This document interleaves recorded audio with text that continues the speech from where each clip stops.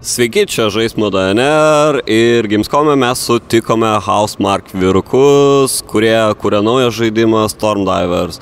So, hello guys, can you introduce yourselves for our viewers? Hey, my name is Henri Markus, I'm the game designer of the project. Sami Hakala, producer. So, Housemarque, why so sudden change of direction for your game studio?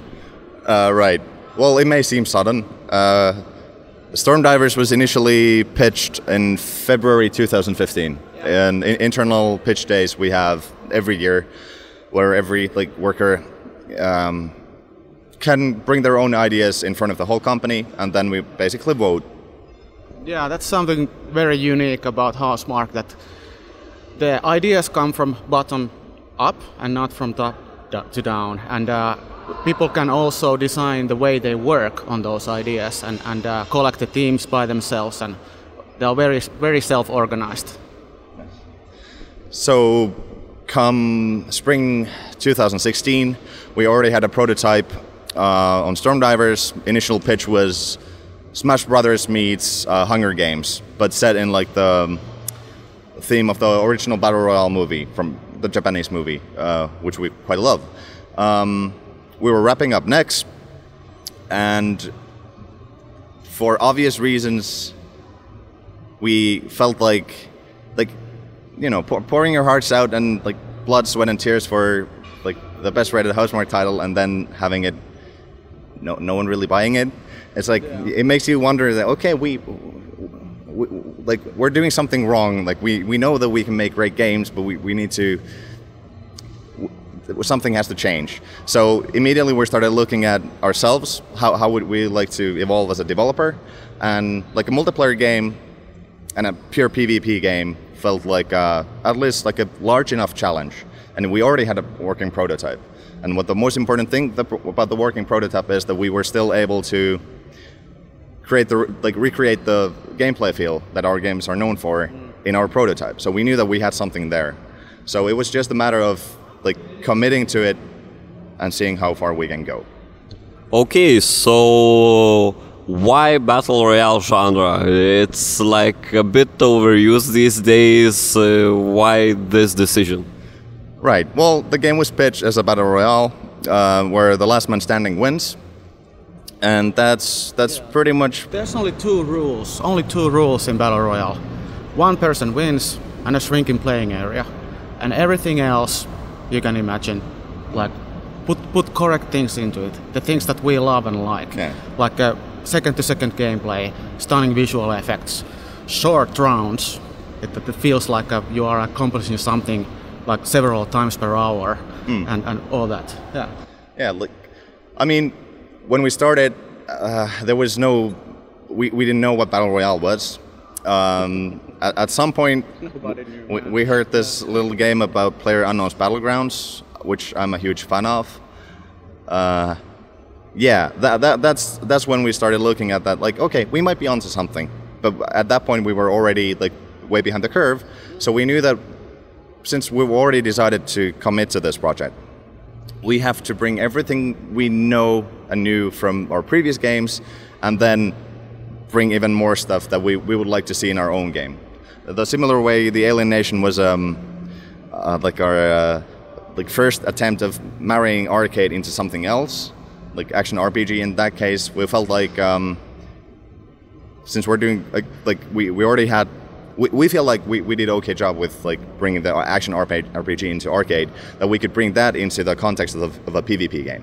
It's nothing super original, but it was the amazing.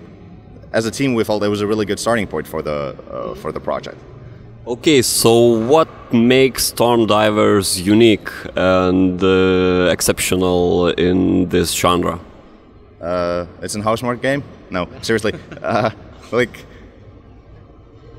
Well, the classes, differentiating factors are really important. But what to us is amazing about it is that we actually we're able to nail down the gameplay feel that is super important to us in the arcade games. That, like I said previously, that's the starting point, and then after that, introducing the visuals, because our match at its longest is 15 minutes. It's quite short, and that allows us to introduce something cool on almost every minute. Yeah, we can really show our best stuff in every match. Yeah. So there's no lull points, and by game design we actually encourage players to seek each other and have a fight rather than just jumping into a playing area, looting stuff, and then camping for the rest of the round. That is not an option anymore in our game. So yeah. Can you explain why is that not an option? Yeah. For example, our storm front is not symmetrical. It's not a circle that moves a little bit on a map and then shrinks, for example. But it's more like an amoeba that can shrink in different speeds from different sides, and sometimes it can look almost like a hand from a certain side and leave people into these safe pockets that start shrinking pretty fast. Another thing that we encourage players is through the metagame. So you can pick up a cosmetic, and that cosmetic then spools up or generates a mini mission into the map that you have to complete before that cosmetic is yours permanently. And so that gives layers of objectives during the match, and it's not about. There's still that one survivor who's the king of the hill, but in solo play. Yeah, in solo play. Yeah. But you still have things to do, even if you are not always in the top 3 or top 2 or the first one. Yeah. Yeah. Your game doesn't have loot boxes at all. Why this decision? What encouraged you to take this step? Like, there has to be a better way to monetize a game than to just make people gamble for their stuff. Like, customizing your character is really fucking important to me as a gamer, at least. Like, I hate it. Like, I love it when if you introduce a way to purchase the thing you really want. But loot boxes, to me, they've always been cancerous. It was a topic we had immediately after starting the development in earnest. We have a fairly small team of 16 people. So I personally wanted to hear everyone's opinion on the concept of fuck loot boxes. Let's not do that. Let's put cosmetics as a way to engage players. Let's try to make cosmetics something that create gameplay, and then worry about how to monetize. And that'll lead into that game will have a price point. It's going to be a fixed price. We understand that our metagame system, it's monetizable, but still it creates gameplay first, it creates player retention first, it allows players to actually earn stuff from their game. Because as an example, in the first minute of the match, you see something super rare, a cosmetic item, you see that 3 objectives pop up. Like, be in the top 2, get 2 kills with the sword you spawn with. It's actually the sword you can finish the game with, because it's viable from the get-go with your skills. And the 3rd objective, kill Marauder with the sniper rifle. Immediately you start approaching the match a bit differently. You can still, 9 times out of 10 you feel like, holy shit, I might actually want to do this. This looks pretty cool. So your game plan changes. You start thinking about, okay, I have to, if I want this for real, if I want to 100% secure this, I have to play for the objectives. You start thinking about how to get those melee kills. You need to swap your weapons for the sniper rifle, and then hunt the guy you need to do, and then outlast. And that, when you do that, you have genuinely earned that item. Yeah. And that might sound super skill intensive, and in a way our game is. There's quite high skill ceiling in any other Housemarque titles out there. We're fine with that. That's the only thing we cannot do. We don't know how to tone down. Even in Next, our easier difficulties got a lot of shit for being too difficult. So, but we are sorry about that. But yeah, there's still mechanics for you to secure stuff without meeting the objectives. There's you don't have to be the pro player to collect the items. There will be crafting. You can craft items you haven't managed to secure through earning materials through the matches. And you mentioned that your game has classes. Can you tell me a bit more about that? Yes. The game must start with we're going to launch with 3 classes. There's going to be Juggernaut, Marauder, and Scavenger. Juggernaut is the class with our teleport. It's more like our signature Housemarque dash, but you can of course go up in the air with it. Each class has a support ability. Juggernaut support ability is a ballistic shield. It's on a cooldown. We have no building components in our game. I don't think we could even do that. 16 people, hooray! But yeah, Marauder has jetpack. Is one of the most nimble classes, and then a healing area as a support ability. And Scavenger, although she doesn't have a jetpack or a teleport, she can go invisible. There's a tactical cloaking, and she can climb vertical walls. And since every class in our game has a glider, a permanent, we have also aerial combat, because every time you jump, you can glide a little. The higher you climb and jump, the longer you will glide.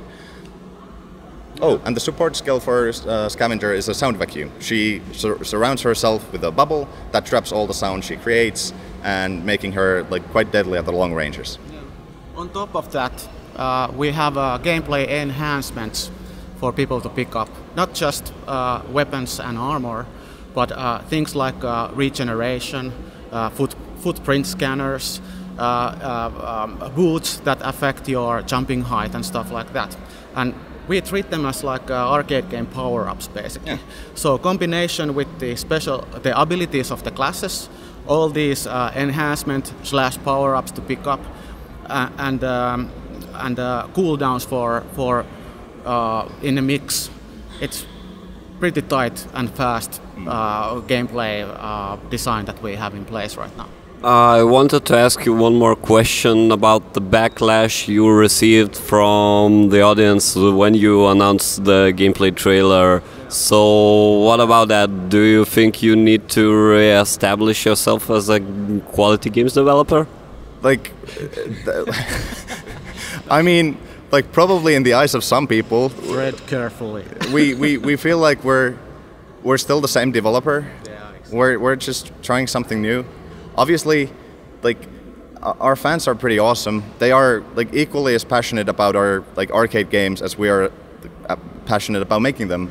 Of course, it hurts that they don't like us trying new things, but that's normal. But we also understand that, because we haven't communicated really well what we're about.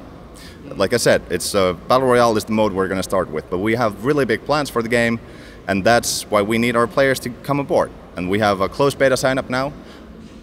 We want everyone to chip in, to tell us what's wrong with it, and tell us what's good about it. And especially what we can do to make it better for everyone. But yeah, it's it is what it is. Making games is quite painful. It's hard, but it's also our job, and we love it.